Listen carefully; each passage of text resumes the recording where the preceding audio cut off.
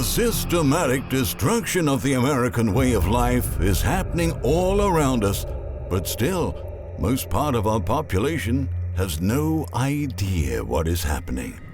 Once upon a time in America, if you worked hard and managed your spending, you could support a middle-class lifestyle for your entire family with one good-paying job, even if you only had a high school education. We can't say that things were perfect, but back then, almost everyone in the country was able to take care of themselves without the need for government assistance. We worked hard, we played hard, and our seemingly boundless prosperity was inspiring for many other economies around the world. But things started to go downhill over the past few decades. We started to consume far more wealth than we produced. We shipped about 50 million good-paying jobs to foreign countries. We accumulated the biggest mountain of debt in the history of the world, and we kept voting for politicians that did not care at all about the long-term future of this nation. Today, dependence on the government is at an all-time high, and that leaves millions of Americans in a very vulnerable position because we're at the precipice of the next great economic recession. The numbers we're about to share with you are staggering, and you probably fit into one of these categories or have faced some of these challenges yourself. But before checking this list, please don't forget to leave a thumbs up and subscribe to our channel so you keep updated with our upcoming important videos. Here now are 20 signs that American families are being economically destroyed. Number 1. Today, the average American spends $1,784 a month on housing, or that's about $21,409 a year, amounting to roughly 35% of their income. According to data released by the Bureau of Labor Statistics, the poorest 40% of all Americans now spend more than 50% of their incomes just on food and housing. Those in the bottom 30% of the income scale make an average of $14,000 a year, including the value of many government benefits like food stamps or disability payments. However, they spend more than $25,000 or 182% of their annual income mostly on essential needs such as housing, food, and transportation. Meanwhile, the middle class is not doing much better. While their annual income just barely surpasses $54,000 on average, they spend over $48,000 or 89% of their earnings to afford basic expenses every year. 2. Rents continue to skyrocket all across America. Today, a worker must earn about $20.40 an hour to afford a modest one-bedroom rental, but the median wage in the U.S. is about $21 an hour. That means that the lowest earning 10% of Americans would need to spend about 55% of their income to pay for a one-bedroom rental, as they earn on average $11.17 an hour. 3. Given today's housing market conditions, the minimum wage is not enough to afford a two-bedroom rental anywhere in the country. The federal minimum wage stands at $7.25 an hour, and there is not a single U.S. county where a full-time minimum wage worker can afford a modest two-bedroom rental. 4. Roughly 75% of expenditures for families living in or near poverty goes to food, transportation, rent, utilities, and cell phone service, leaving them with just 15% to spend on other needs like education, childcare, and health, according to the Consumer Expenditure Survey. 5. At many schools across the nation, The price of school lunches rose above the $3 mark over the past 2 years. Right now, at least 1.54 million students cannot afford their school meals. The latest School Nutrition Association Trends report found that 43% of school districts faced an increase in the number of students who couldn't afford meals last year. Based on the national total, the average meal debt per child is $170.13 a year, while the national public school meal debt stands at $262 million a year. 6. In 2008, a pound of ground beef used to cost $2.41. In 2022, the cost of a pound of ground beef has jumped to $4.60. Last month alone, prices for fats and oils went up by 15% compared to a year ago. Flour rose by 14%, milk was up 13%. Eggs, fish, and seafood surged by 11%.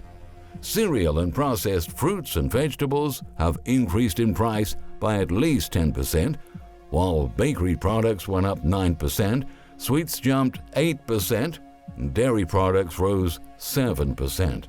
Baby food soared 11%, beef rose 16%, pork went up 15%, chicken prices increased 13% from March 2021. 7. In 2015, child care expenses for working families amounted to 7.2% of all family income.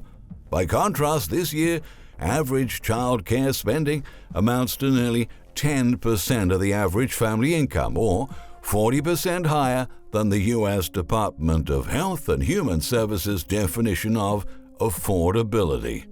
8. All of the gains from economic growth over the last half-century have gone to the top 1% of income earners, and incomes in the bottom half of the U.S. income distribution have actually declined when adjusted to the current inflation levels. A report conducted by Austin and Splinter over the past 10 years have revealed that pre-tax for the top 1% grew 157.1%, versus only 26.9% for the bottom half. 9. At this point, nearly 52 million workers, or almost one-third of the nation's labor force, earn less than $15 an hour, according to a new study released by Oxfam America, an anti-poverty advocacy group. That means that over 50 million Americans made less than $31,200 last year. Caitlin Henderson, the study's author and senior research advisor at Oxfam America, has highlighted that it's shameful that at a time when many U.S. companies are boasting record profits, some of the hardest working people in this country, especially people who keep our economy and society functioning, are struggling to get by and are falling behind. 10. In 2019, the median household income in the United States was $69,560. In 2020, that number fell to $67,521, and in 2021, that figure dropped again to $51,480. That was the first major household income decline since 2011. 11.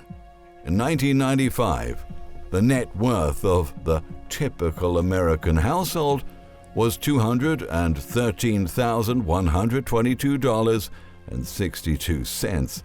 In 2021, that number declined to $121,700.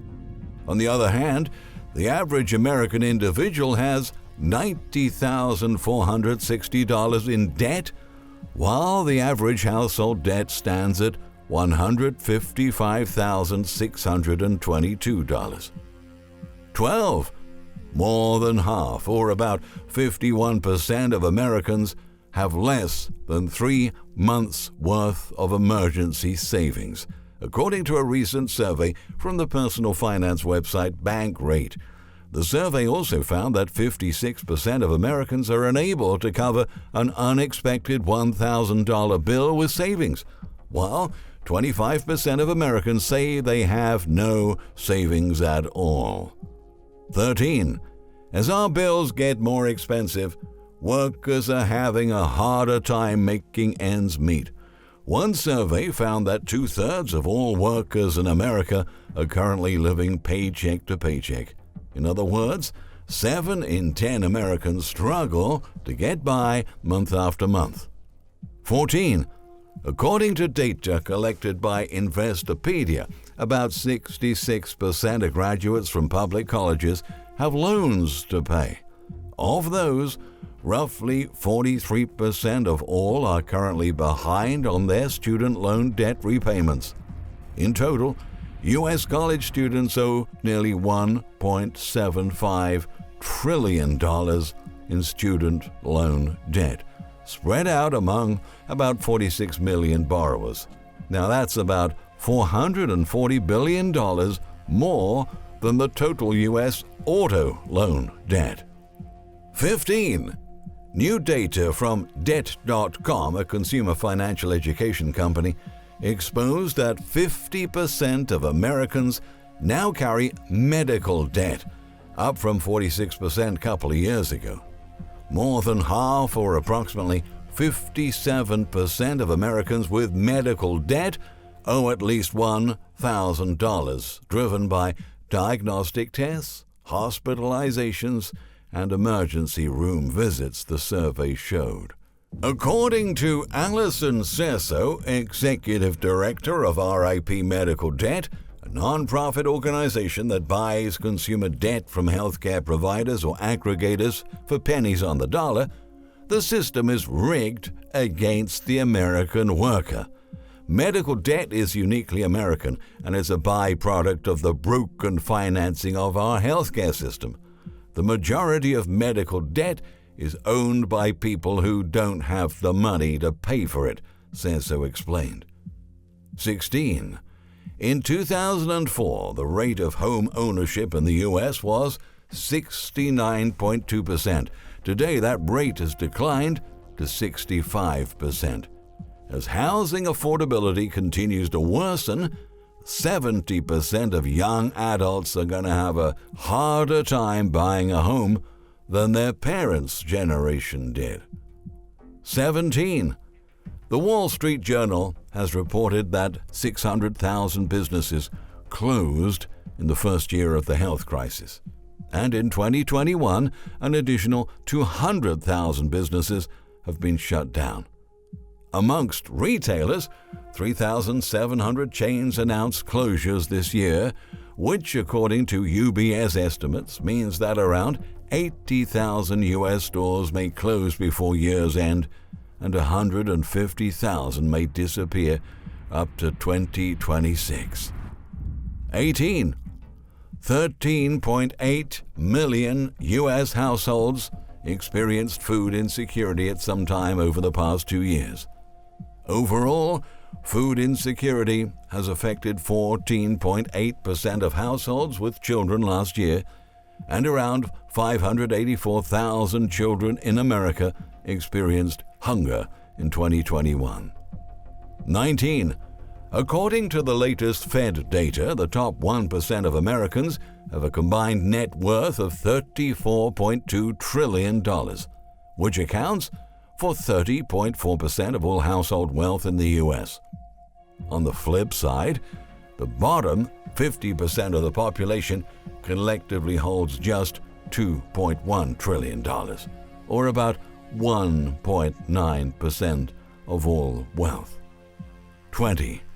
On top of everything else, the average American must work from January 1st to April 18th just to pay all federal, state, and local taxes this year.